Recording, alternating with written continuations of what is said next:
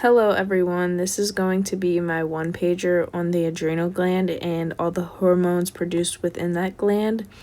The purpose of this one pager is just to kind of condense all the information that we need to know on the adrenal gland for the endocrine test. I kind of tried to write everything in the simplest way possible so that it could just be easy to understand and also helpful for you guys when you're studying this specific organ.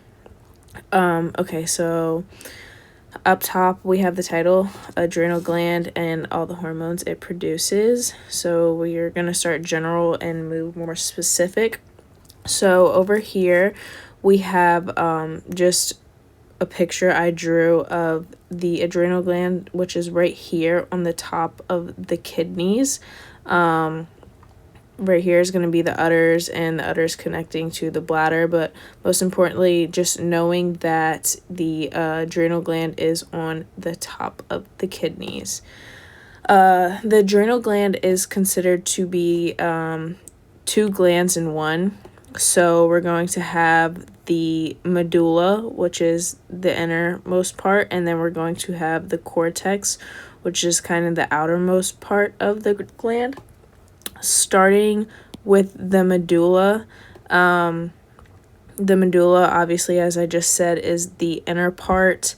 It is 10 to 20% of the entire adrenal gland.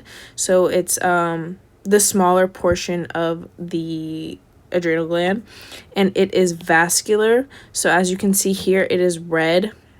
Is going to be the red part, the inner part. Because it is red means that it's vascular. A lot of blood flow is going on there. All the hormones within the medulla are monoamines. So that's kind of like a simple way to know what type of hormones are within the medulla. You're going to have norepinephrine, and then you're going to have epinephrine. Norepinephrine, about 20% of that hormone is made within the medulla, and then 80% of epinephrine is made within the medulla. Norepinephrine is mostly neural, so you're going to find that hormone mostly produced in neural spaces, but it is also produced within the medulla. And then epinephrine is mostly produced within the medulla. Both of their causes are due to a sympathetic nervous system response. Their effect, this is going to affect you. Your eyes are going to dilate. You're going to release glucose. You're going to have an increased heart rate, etc. All the kind of effects you see with sympathetic nervous response. The target is all cells. Moving on to the cortex, which is the outermost part right here. The cortex makes up 80 to 90% of the entire adrenal gland, and it is avascular. It is avascular. You see here it is yellow. It is yellow because this is going to be like fatty adipose. So an important thing to know, like how I said here, all the hormones made within the medulla are monoamines. All the hormones made within the cortex are going to be steroids. It's going to produce technically 5 steroids, but mostly 4. We're going to have aldosterone. Aldosterone keeps sodium in water. Also, by the way, right here, I just put all of the effects of these hormones because like I said, I wanted to condense all the information within this page. But I'll explain the causes and the target cells for these as well, just so you guys have that. But starting with aldosterone, the effect is going to keep, much like ADH, it's going to keep sodium and water within the kidneys. The target cell is going to be the kidneys. Obviously, we see here it's produced in the cortex, and the cause of production is going to be fight or flight nervous system response, and aldosterone is obviously a steroid. Then we're going to move to androgens. Androgens are their effect is going to be facial hair and muscle growth. Androgens are both within men and women. Then they are obviously produced once again in the cortex, and their target cells, or their target cell, is going to be all cells. Their cause of production is going to be puberty. Moving on to cortisol. Cortisol is going to be known as your stress hormone. Sorry. It is made, once again, in the adrenal cortex. Its target cell is going to be all cells. Its cause of production is going to be ACTH. And once again, it is a steroid. Moving on to testosterone.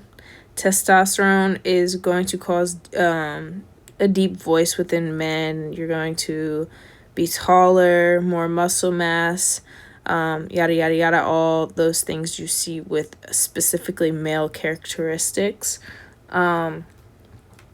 With testosterone, it is going to be produced both within ovaries and testes. And it obviously is also produced within the adrenal cortex. Its target cell is going to be all cells, and its cause of production is going to be FSH and LH. And once again, it is a steroid. The adrenal cortex, I didn't highlight estrogen here because estrogen is mostly produced within the ovaries. However, it is also produced within the adrenal cortex. Estrogen is going to be, its effect is going to be the development of breasts, adipose tissue within women, and then like kind of the development of the uterus. Its target cell is technically all cells. Its cause of production is going to be FSH and LH, and it is also a steroid. Over here, I just wanted to show you guys that the cortex has layers. So the medulla doesn't necessarily have layers, but the cortex does have layers, and it is important for you guys to know them. I kind of tried to break this visual down in the simplest way I possibly could, so it kind of could be easier to understand. You could technically have three layers here, but you're going to have a capsule, which is going to be the outermost layer of the cortex, and that's going to provide protection. Then you're going to have your first technical layer here, which is going to be your zona sorry, excuse my pronunciation, zona glomerulosa. And within this layer specifically, it's going to produce aldosterone. So yes, aldosterone is made within the adrenal cortex, but specifically as to what layer it is made in, it is made within the zona glomerulosa. Again, excuse my pronunciation. Then we're going to move to zona fasciculata. That is going to specifically produce cortisol. Yeah, and then moving on to the next, we're going to have zona reticularis, and that's going to specifically produce androgens. And then after that, we're going to kind of reach the medulla here. Testosterone is technically, I do believe when I did research on it, is produced within zona reticularis, but from our lecture book, what was presented to us was to know definitely these 3 layers and definitely know that these specific hormones are produced within those layers. Over here, I kind of added the mnemonic from our lecture book so that it could kind of all be on one page, and this could be like kind of a source of reference when looking over content containing or referring back to the adrenal gland. But the mnemonic was call George for ripe mangoes, and that's just kind of a way to remember the layers of the cortex. And then an easy way to kind of articulate those hormones with the layers, you just remember ACA. A kind of comes before C in the alphabet. That's kind of the best way, I would think, is to remember the correlation between these layers and these hormones. So yeah, that's kind of it pertaining to the adrenal gland.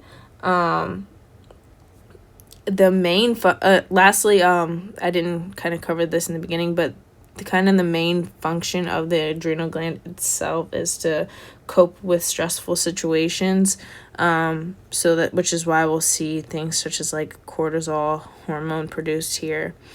But overall, I kind of think I covered the stalk, or the need to know of the adrenal gland. So I hope this helped. Thank you.